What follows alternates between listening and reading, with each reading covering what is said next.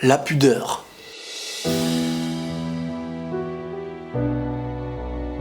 La première chose qui nous vient en tête quand on parle de la pudeur, pour certains c'est esthétique, c'est le vêtement, le physique. Et moi je vais commencer fort, mais c'est une réalité. Beaucoup de vêtements qui couvrent un corps se prétendant être pudiques se voient être impudiques par la personne qui s'y cache. Et ça aujourd'hui tout le monde a dû en faire l'expérience. Un vêtement qui fait la personne. Alors qu'en fin de compte, la réalité devrait être la personne fait naître le vêtement. Qu'est-ce qui définit la pudeur en réalité ?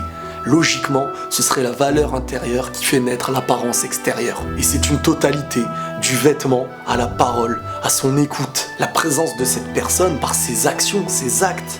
Rien que cette présence-là peut être pudique. Et à l'inverse d'un vêtement qui est moins pudique, beaucoup se voient critiquer et juger la personne alors que celle-ci peut se rapprocher de la pudeur bien plus qu'une personne qui se cache par le vêtement. Et c'est l'ensemble de tout plein de vérités qui nous définit au fond. Ta manière d'être face à l'autre, face à celui que tu ne connais pas, mais aussi face à celui que tu connais bien. Certaines bonnes limites que tu t'es permis de ne pas franchir. Et malgré tous les vêtements du monde, c'est ce qu'il y aura à l'intérieur qui prouvera celui que tu es. Mais d'un autre côté, celui que tu es doit faire naître aussi cette apparence. Et c'est en assemblant ces deux pièces d'un puzzle qu'on en fait naître la pudeur. L'une sans l'autre devient comparable à un bijou sans coffre, ou encore un coffre sans bijoux. Une apparence sans ce qu'il y a à l'intérieur, ou un être sans ce qu'il y a à l'extérieur.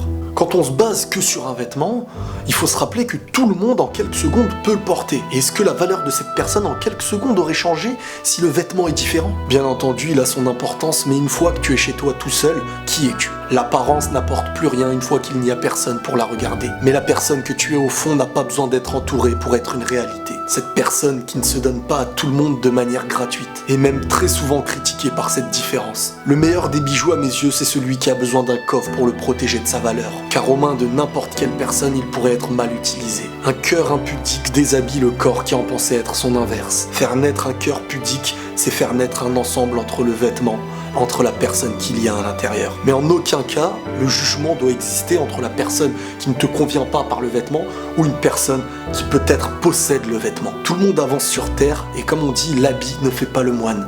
On peut apercevoir quelqu'un qui ressemble sans pour autant être. Et on peut voir quelqu'un qui ne ressemble pas se rapprocher de l'être. Quoi qu'il arrive, beaucoup d'entre nous ont fait la moitié du chemin, il en reste une autre moitié à accomplir. Cette vidéo s'adresse autant à l'homme que à la femme. La pudeur, c'est une beauté qui embellit la personne qui ne cherche pas à s'exposer. Prenez tous soin de vous et la paix sur vous.